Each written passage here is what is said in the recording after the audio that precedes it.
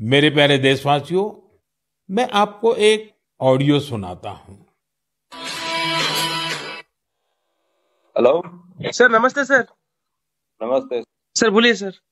देखिए, ये जो आपने एफआईआर नंबर मुझे सेंड किया है, इस नंबर के खिलाफ 17 कंप्लेंट्स हमारे पास। आप ये नंबर यूज कर रहे हैं? मैंने नहीं यूज करता हूँ सर।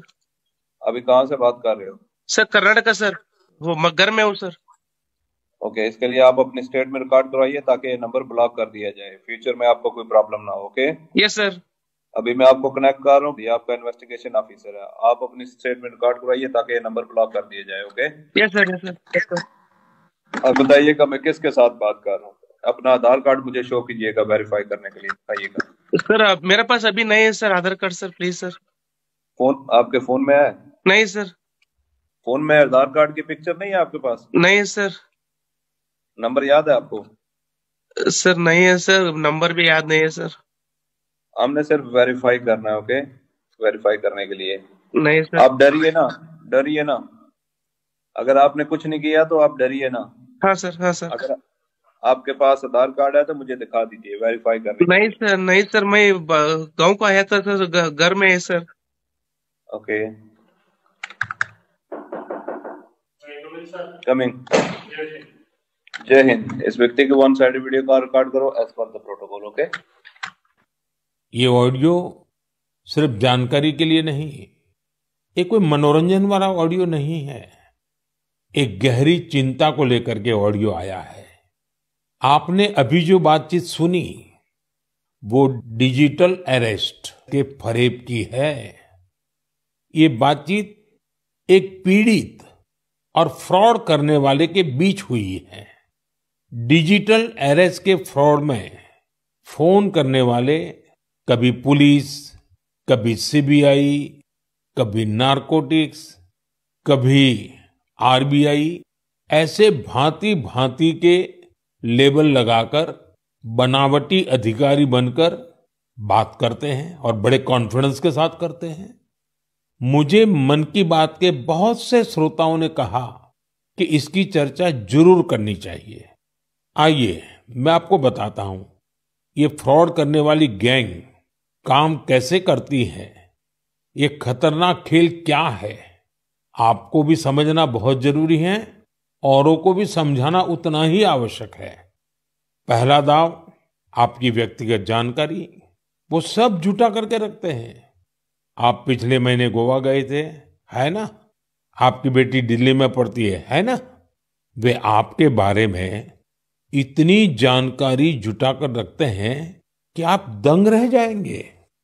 दूसरा दाव, भय का माहौल पैदा करो। वर्दी, सरकारी दफ्तर का सेटअप, कानूनी धाराएं, वो आपको इतना डरा देंगे, फोन पर बातों बातों में आप सोच भी नहीं पाएंगे। और फिर उनका तीसरा दाव शुरू होता है। तीसरा दाव, समय का दबाव। अभी फैसला करना होगा वरना आपको गिरफ्तार करना पड़ेगा। ये लोग पीड़ित पर इतना मनोवैज्ञानिक दबाव बना देते हैं कि वो सहम जाता है। डिजिटल अरेस्ट के शिकार होने वालों में हर वर्ग, हर उम्र के लोग हैं। लोगों ने डर की वजह से अपनी मेहनत से कमाए हुए लाखों रुपए गंवा दिए हैं। कभी भी आपको इस तरह का कोई कॉल आए तो आपको डरना नहीं है। आपको पता होना चाहिए, कोई भी जांच एजेंसी फोन कॉल या वीडियो कॉल पर इस तरह पूछताछ कभी भी नहीं करती। मैं आपको डिजिटल सुरक्षा के 3 चरण बताता हूं। ये 3 चरण है: रुको, सोचो, एक्शन लो। कॉल आते ही रुको, घबराए नहीं, शांत रहे, जल्दबाजी में कोई कदम न उठाएं, किसी को अपनी व्यक्तिगत जानकारी न दें। संभव हो तो स्क्रीनशॉट लें और रिकॉर्डिंग जरूर करें। इसके बाद आता है दूसरा चरण। पहला चरण था रुको, दूसरा चरण है सोचो। कोई भी सरकारी एजेंसी फोन पर ऐसे धमकी नहीं देती। न ही वीडियो कॉल पर पूछताछ करती है, न ही ऐसे पैसा की मांग करती है। अगर डर लगे तो समझिए कुछ गड़बड़ है। और पहला चरण, दूसरा चरण और अब मैं कहता हूं तीसरा चरण। पहले चरण में मैंने कहा रुको, दूसरे चरण में मैंने कहा सोचो, और तीसरा चरण कहता हूं एक्शन लो। राष्ट्रीय साइबर हेल्पलाइन 1930 डायल करें, cybercrime.gov.in पर रिपोर्ट करें, परिवार और पुलिस को सूचित करें, सबूत सुरक्षित रखें। रुको, बाद में सोचो और फिर एक्शन लो।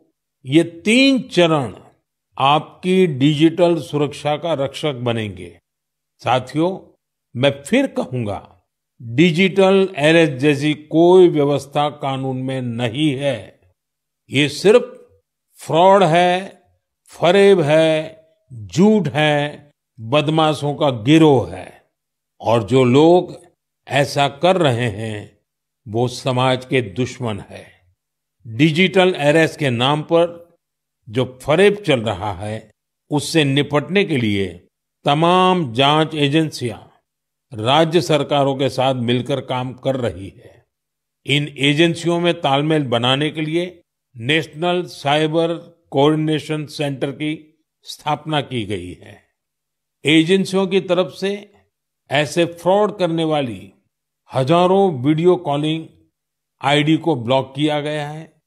लाखों सिम कार्ड, मोबाइल फोन और बैंक अकाउंट्स को भी ब्लॉक किया गया है। एजेंसियां अपना काम कर रही है, लेकिन डिजिटल अरेस्ट के नाम पर हो रहे स्कैम से बचने के लिए बहुत जरूरी है हर किसी की जागरूकता, हर नागरिक की जागरूकता। जो लोग भी इस तरह के साइबर फ्रॉड का शिकार होते हैं, उन्हें ज्यादा से ज्यादा लोगों को इसके बारे में बताना चाहिए। आप जागरूकता के लिए #SafeDigitalIndia का प्रयोग कर सकते हैं। मैं स्कूलों और कॉलेजों को भी कहूंगा कि साइबर स्कैम के खिलाफ मुहिम में छात्रों को भी जोड़ें। समाज में सबके प्रयासों से ही हम इस चुनौती का मुकाबला कर सकते हैं।